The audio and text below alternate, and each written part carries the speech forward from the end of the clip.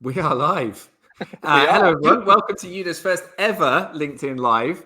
And super lucky to have the one and only Chris Fletcher, who's the founder of TechOnToast, also Kafili's #1 podcaster, So and predictable.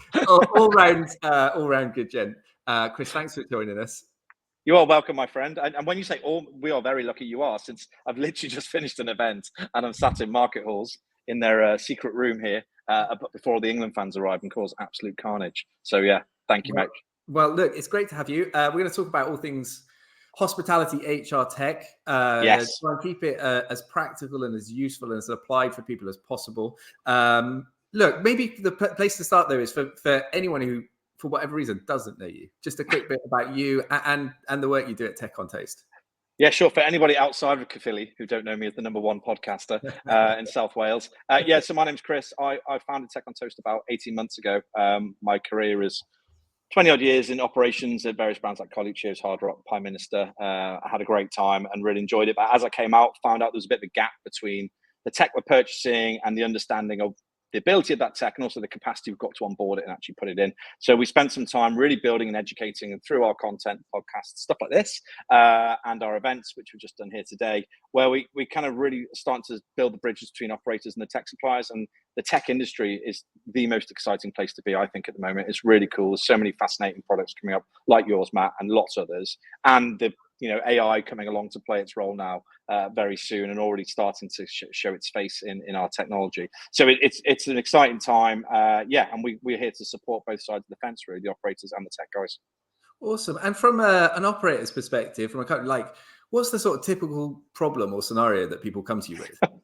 Well, we have this unique thing we built called it's not unique, tech stack reviews. So we do this thing where we just offer the service where we kind of review people's tech stacks. So we have a type form. It's like a 3-minute fill out. They just fill out some challenges, barriers, and how they score their tech stack as it would be, and what they'd like to do in the future. And at the moment, you get the average score is like 3.8 out of 10, where people rate their tech stack, which you can see as an opportunity rather than a negative thing. And really, most of it starts through.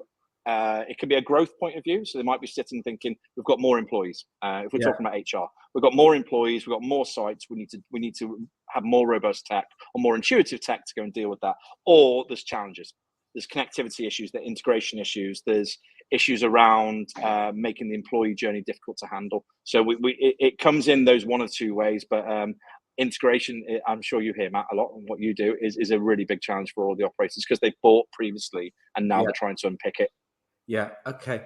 And maybe let's go there first then, in terms of the integration piece. I think from my perspective, you see operators end up with sort of a jumble of stuff, like you start off with one thing and you realize it's got a use case you need that doesn't cover, you start bolting on some other things. And then before you know it, you've got, like those, when I was a teenager, those sort of boy racer cars, where someone stuck on a spoiler on the back and some bucket seats and blue lights and that sort of thing. And it's just, like that seems to be how people end up building out their tech stack in hospitality. Is that fair? If you head down to Wales one night where I live, there's a place called Nantgarw, which is in the valleys, which has a cinema, which we have to frequent occasionally, unfortunately. And they have those cars everywhere. And it is, I think some people liken it to a Frankenstein type tech stack. There's the fractured tech stack, all these kind of buzzwords that have been thrown around about it. And I think that we have a phrase about untangling your tech. And it doesn't start by doing demos. It doesn't start by trialing tech. It starts in a room with 4 or 5 people who are really engaged on a project mission and really engaged on the problem. And I think what happens very quickly with a lot of, not just in operations, actually in any kind of project work you do, you tend to kind of deviate from the goal.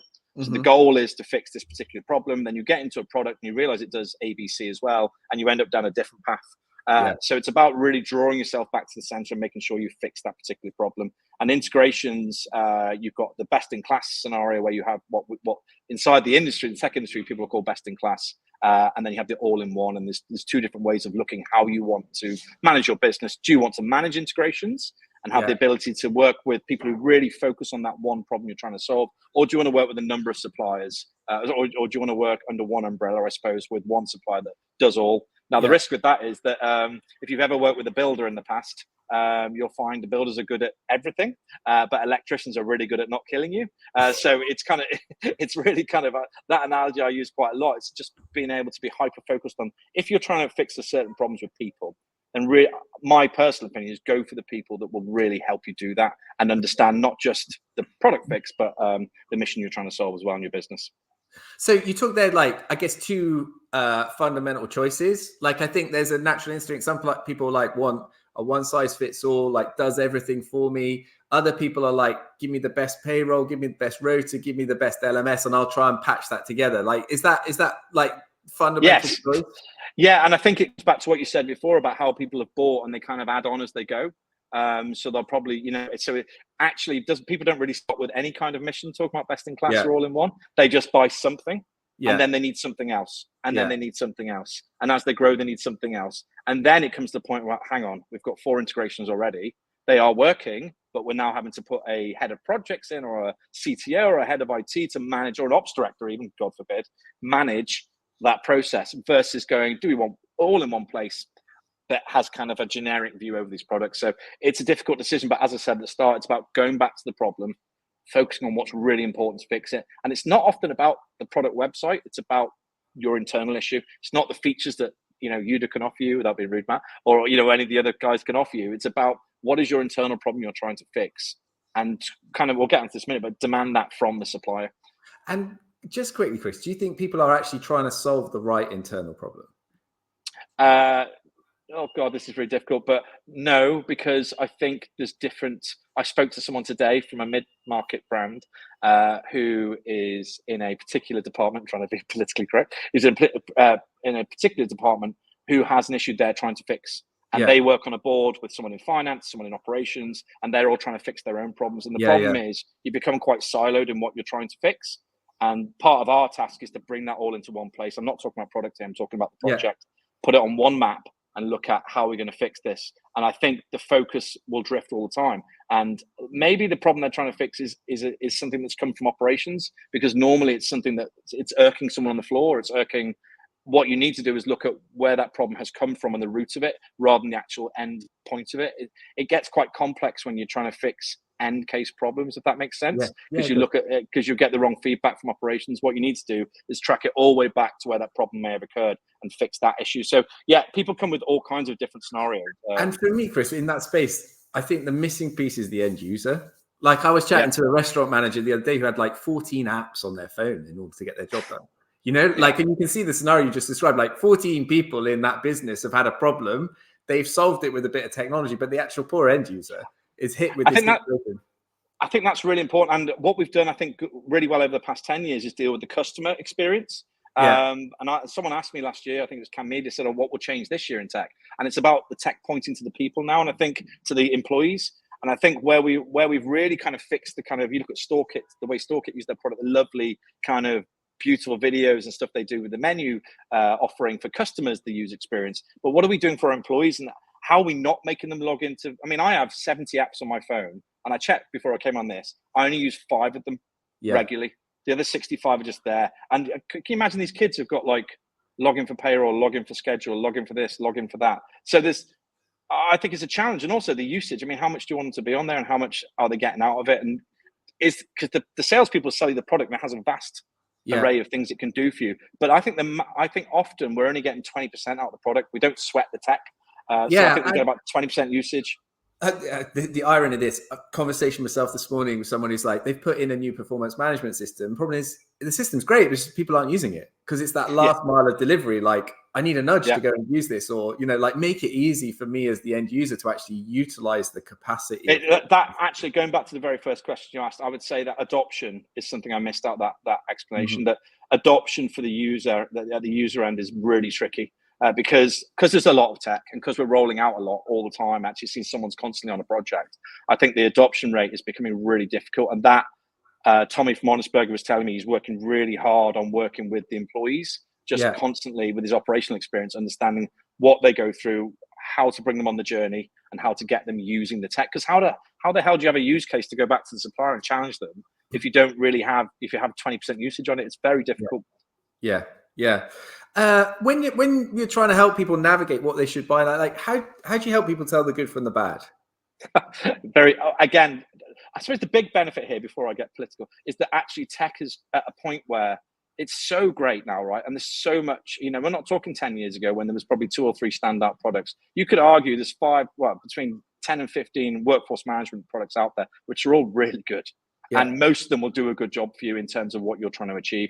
For me, it goes beyond the product a little bit. The reason we started the podcast was about talking to people behind the tech and like the suppliers. And I think support has to be in your top 3 asks when you're looking at a product, because things will break. Matt, you told me a really good analogy a while ago about the Marks and Spencers and the fridge. I don't know if you want to share that, but you probably should now because I've now said it.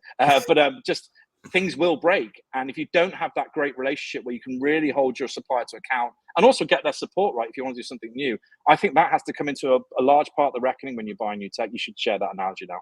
So my little Marks and Spencer story. So I think the difference between a good brand and a bad brand is how much forgiveness you've got that you acquire over time. And like if you go to your fridge, you open your fridge and you pull out the chicken, maybe it's meant to run out of date two days from now.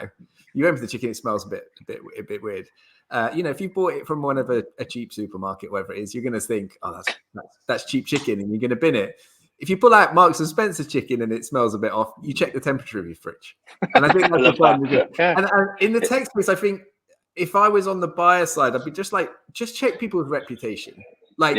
Because software is from a builder's perspective, right? You build software, you start with an idea of what you want, and then you give it to a real person, and sure as eggs is eggs, they use it in a way you never intended. They just try and do something with it, and so you get a bug. And really, the only way in which you can build out great software is trial and error. You're finding these small edge cases or small errors, and you're trying to fix them as quickly as possible. And for me, like you were saying, the pace at which it's very easy to build software now, right? The pace at which you can build software is build a great brand, build great software, and all of a sudden you are in a position. I mean, let's look at some of the startups coming through, right? Peckish, Blend, all these guys that are popping up, but really quickly gathering pace. And because they've got great product. And it's are they? If I was on the buyer side, am I working with someone who's listening to me and is interested in what I want and can deliver on that? And I think if without naming names, the ones that have got a bad reputation are the ones that would say, we'll fix that for you. And 6-12 months later, they've made no progress. Yeah, and there's certain words that we hear a lot. I was in a demo with a hotel chain last week, which we're helping do a tech stack review for. Sorry, I'm at the table. We were doing a tech stack review for, and we played roadmap bingo on that call, where we heard the word roadmap 7 times. And the problem, and there's nothing wrong with that someone's showing that they're planning down the road to fix some stuff. But from an integrity point of view, you can't be saying to an operator who's got this, remember, go back to this problem they need to fix. If you cannot fix that problem at that point on that call that you're selling to them, then I think it's time to step away, or at least, walk away from that point, come back in 3 months when you are ready and see if the RFP is still live or whatever, right? Yeah. So the roadmap is great for showing what's coming. That's what a roadmap is. It's not for what's now. And I think there's a lot of resistance in the buyer space where I live, where they're coming up against that a lot. And I challenge the buyers to have a set of questions which is totally selfish, totally about their problem, and nothing to do with the product. Obviously it's a workforce management issue, it's to do with workforce, but ask those questions, then percentagize who can fit through your demo, and then demo.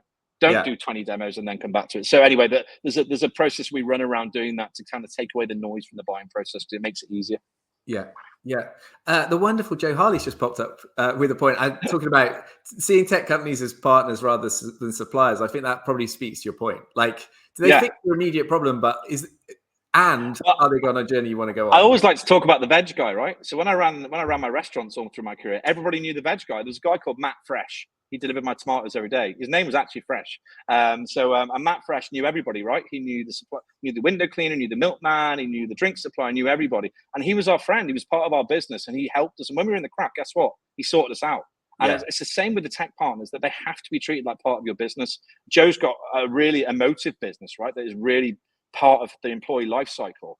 And I think being involved in that requires Joe and her team to also be involved. And also especially on product development, like you said, that you need to A/B test a little bit and see what's going to land on what's not. And you can't do that in a demo environment, a sandbox. You need to be doing it live with an operator. So there needs to be a bit of push and pull. But I think, that's a lot down to the role of the founder, I suppose, you guys that have to face that challenge. But I think it is happening. I do think that people are bringing the suppliers further into the net, as it would be. But yeah, I think it's really important that relationship sits, because that's where support comes from when you really need it. Yeah. What about big mistakes? What do people get wrong that you could help people avoid?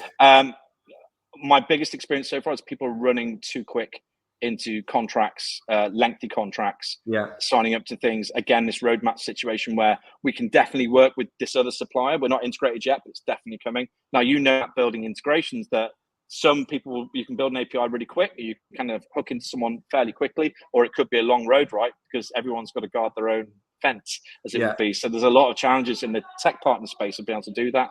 But I think with I lost my train of thought there, sorry. But I think with integrations, particularly now, there seems to be more framework around it and people are working quicker to help it. But the biggest challenge is that so far that I've seen. Let's just wade into the weeds of integrations for a minute. Like if anyone's on here that's not like a tech and aficionado, like what do you mean by an integration? What do you mean by an API, a webhook? So basically, I think it's application programming interface. Is that the right terminology? API. Yeah. When I started TechOnToast, I had to do a glossary for all these words. And I made them all. My first bit of content ever was what's an API, and I had a CFO comment under my post going, that's what they're talking about. That's a CFO. But I think it's about how your one piece of technology talks to another, in essence. Yeah. And you will know there's different types. When someone says integration, there's an integration, and then there's an integration. The inside perspective on this is, I think when people say API, they assume it's like one piece of pipework between two systems. And actually, it's a piece of pipework between fields on two systems. So you actually have multiple APIs, right? So everyone will tell you they've got an API. What you're really interested in is how much functionality did they expose to that API is the first thing. And we had a conversation yesterday about data, because data is becoming absolutely king, right? In the way you run your business and navigate it. And in terms of saving money on headcount, labor, all this kind of stuff, data is going to help us support that. And the API and the integration is vital on what you can pull down as well, right? So is it a CSV type download where you just get a load of crap data, which isn't very useful? Or is it really specific to, again, going back to what you're trying to solve, specific targeted data that can help you then build? So the integration piece is quite a big investigation when you're building. And obviously most people are already in their tech stack. It's very rare that we deal with someone brand new, and it's lovely. Imagine building it with someone brand new. It'd be easy. Just call Matt. So there's but most of these guys already have a stack in place. So it's about how we untangle that and really understand. There's a lot of talking to suppliers before we go near the operator, and then we come back to them with a bit of a use case and say, look, this is what it might look like. I think my perspective now is there's no system that's going to deliver on every problem statement you've got. Like you are going to knit stuff together. I can understand why everyone wants, like, I'd love one system that would do everything for me, but it's never going to happen. And people want to run their businesses differently, like what your stack will look different to your competitors and what have you. And the integration piece, I think, is the actual thing that you have to live with. Does that make sense? Like, functionalities will evolve, features will evolve, you can fix bugs. The integration piece is the one you have to live with. And I think for people who aren't experienced in the space, I think the assumption is the older systems will have better APIs, and actually it tends to be the opposite, because newer software tends to be worked with internal APIs. Yeah, these guys have built a big business, right? So they have a big business. They have things to protect that they may not want to share with other competitors or other partners, right? Which, again, makes total sense, right? Why, you might not want, after all those years of work. We're not all as open as us, Matt. So I kind of get that. But I think the starting place is always to start at 100% and be selfish. But you are right. I literally said, we did this RFP with these people last week at the hotel chain, and I said, you're going to have to bend on that. There's a point where she can't quite get it over the line. I said, you're going to have to bend on that. If it's not, how important is it? Is it number one? If it's number one, then we need to just go back to the drawing board and start again. If it's number 17, let's just bend on it, because some of these nuances have to be accommodated into whatever you're trying to do. So look, I got one eye on time, and I think people will get bored with us before we get bored of chatting to each other. So look, that's very true. Two more questions. 3 top tips. If you're in a people team at the moment, you're not really sure where to start, what are your 3 top tips? First, listen to the content on TechOnToast. So firstly, as I said, go back to the drawing board. Literally stop, forget all the noise you've had, I think secular feedback's great from the field as well, right? Getting feedback from your teams, the people who actually use the tech or go through your journey through an ATS, or from the applicant journey all the way through to looking after these people with Jo, what she does, and kind of what you do going forward. Find your problem and find your objective and stick to it. So that's number one. Number two is don't be afraid. I am not pitching for a sale. I have limited capacity. There's only so much I could do. But I think find some outside help, and whether that's the form of some education. But there are 110 providers on our marketplace. I'm not saying that, but they all have a founder, right? Go and speak to those founders. For my experience of meeting the TechOnToast founders, is that they're all good people who started off their product for a reason to help people. And I think if you need help, reach out. So go to a third party, speak to someone around the corner, but go to the tech market. 82% of people tend to go and buy off their friends. So they'll go to the ops director next door and say, what do you use? Oh, I'll just use that then. But what happens if your friend didn't buy the right way? So you might end up just drawing that problem out more. So number two is go reach out. And number three, take your time. God's sake, these things are not quick. If you ask any person in tech, in terms of their sales process or their length of sales process, it's a long journey. Some is quicker. If you're going to change your Wi-Fi, maybe it's quick. If you're going to change your POS, get ready for a mission. But take your time, and because these decisions are very hard to unpick. And I think there's smarter people than us, Matt, who are really trying hard now to unpick a lot of these problems in the industry. And it's a long journey. Yeah. And last one, like, what's new? What's exciting? What are you seeing coming through that's exciting you and you'd like? Well, guess what I'm going to say? AI. So I'm not an expert in AI at all. I'm trying really hard to be. I'm reading a lot. I'm learning a lot. But obviously, I get access to listening to some of when I do the podcast. That's where I learn the most, right? Because I get to speak to you cool people every week. And I was talking to a company last week called Alchemy, who are a workforce management company out of Ireland. They're coming over here. And they were talking about Ask Alchemy, which is the first time I've seen AI in that space being used, where you'll be able to ask about retention numbers on a bartender in the Northwest or on a postcode. And that's what they're trying to do, is reduce the journey between where operators are wasting time and trying to find out information and trying to give them direct information quickly. And I think the AI plugin, you'll know more about this than me, but into these kind of features that we're using in different places, I think is absolutely fascinating. I know marketing teams are using AI a lot more. I think if you've looked at each facet of the hospitality world, I think marketing is probably seeing the AI more now, but it's definitely coming into all of our other sectors. What do you see? Because you're relying on, or you're using AI in your product. It's exciting, right? I'm not afraid of it. I think if people are feeling unfamiliar with AI, I think the first thing I'd try and say is AI is not one thing, right? There are multiple instances of artificial intelligence. Everyone just thinks chat GBT, right? That's and that's not. So there is no AGI yet, like artificial general intelligence. There's instances of AI. What have I seen that I'm interested in? Well, look, like, I'm obviously interested from a UDA's perspective. I think there is opportunities to use the large language models to automate stuff you couldn't automate before. Right. So we've got retrieval augmented generation on UDA, which means that if you're a frontline team member, you can go to the bot and you can type in what's our maternity policy, or what's the recipe for this, and it will pull it out of the documentation back into chat. And that's huge, right? Because that's that shortening. It's all about simplification and automation, right? Our jobs should all be that, and that's the key, right? Being able to take people to information quicker. I think it's fantastic. The other thing, so it also does it in 100 languages. So I was with a chef in the kitchen who happened to be a first language Arabic. I was like, could you just test it out in Arabic for me? And types in Arabic and it pulls back.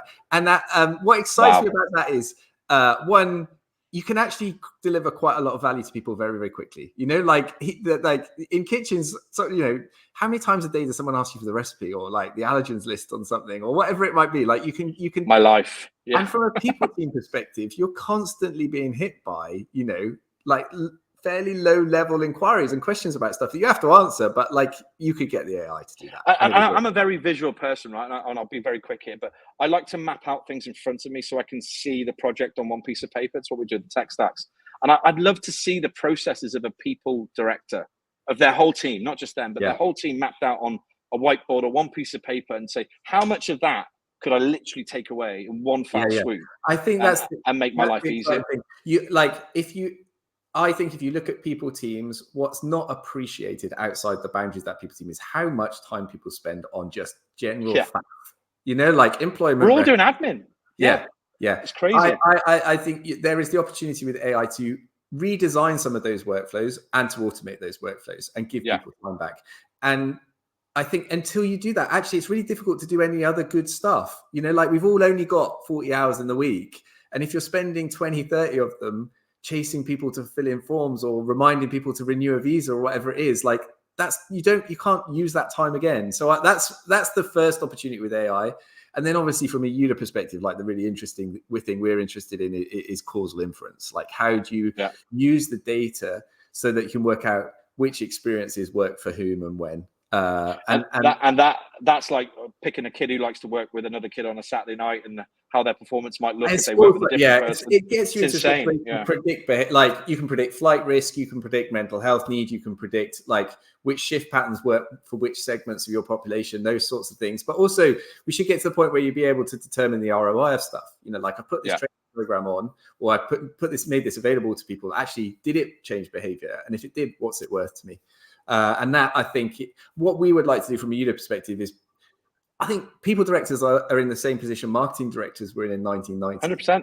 100%. You're a marketing director in 1990, you know you're wasting half your ad budget. The problem is you don't know which half, right? Yeah. Now, people directors have the same problem now. Like, I know I'm doing stuff for my people. Some of it's probably working, some of it isn't. How do I evidence the causal relationships between tactic and outcome? And our job on that is to visually present that, right? Is to visually present that, whether it's or through content, present that, where we can show what parts of their life or their day-to-day jobs and their teams can be not removed, but can be placed, as you said, in different workflows. And I think that's the exciting piece that I remember with labor years ago. We had a team come into Carluccio's and they stripped apart our labor model and went down to the chopping of a carrot, right? Yeah. And so every movement we took through the day, they measured it and tracked it and built a new labor model out of it. And I think kind of the same thing needs to be done quite regularly across the whole industry if you want to be super efficient and really grow and move into growth, because I think it's very difficult to do without looking back and visually assessing where you're at. Yeah. Chris, I'm going to call time on us. Thank you so much for your we've done 27 minutes. I've no idea. England are playing soon. Yeah. Everyone's sitting there with their flags going, shut up, you two.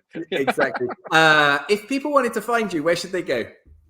LinkedIn, I think. But they can reach us at TechOnToast.community on the website, or Chris at TechOnToast.community, or just I'll be floating around London somewhere. But Brewdog.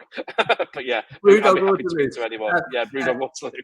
Chris, thank you so much for your time. Thank you for being the first of the guests on our little. You're welcome, my friend. If anyone has managed to make it to the end, is interested enough to do it again, I have another Chris from Burnt Chef Project will be joining us on the 4th of July. So election day, we'll be talking. He's a good talker. He's a good talker. So join us and sign up, please, for the 4th of July. But thank you so much, Chris, for today. Really appreciate it. You're welcome, my friend. See you all soon. Cheers.